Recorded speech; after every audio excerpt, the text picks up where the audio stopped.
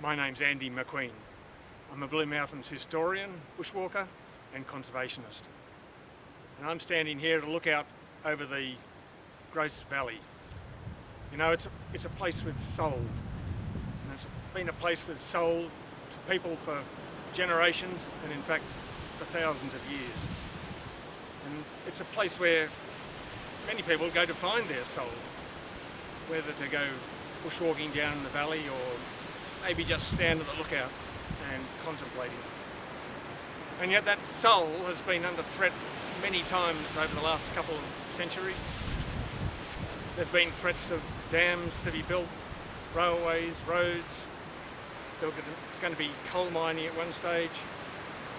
And in the early 1930s, there was a proposal to fell all the gum trees in a place we now know as Blue Gum Forest.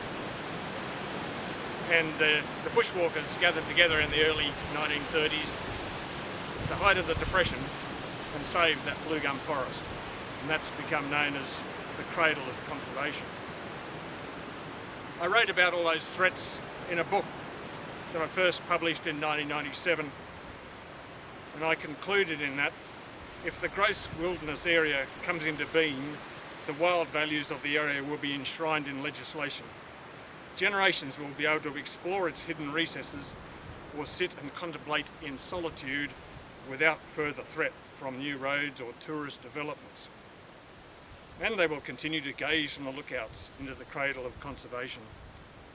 Well, the wilderness was declared in the year 2001, the year after the whole area was inscribed as the Greater Blue Mountains World Heritage Area.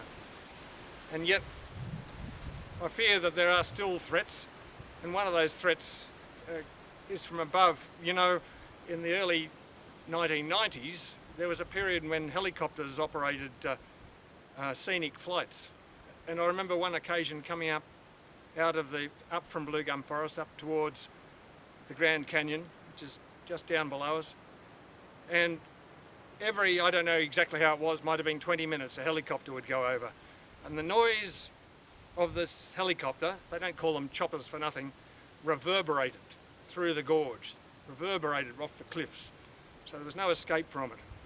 And even when the helicopter went away, it was a total distraction because you were thinking how many minutes before that helicopter returns. It was impossible to find one soul in the valley that day. And I really hope we don't have a return to that situation.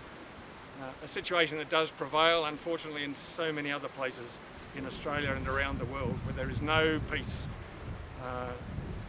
in a lovely natural area.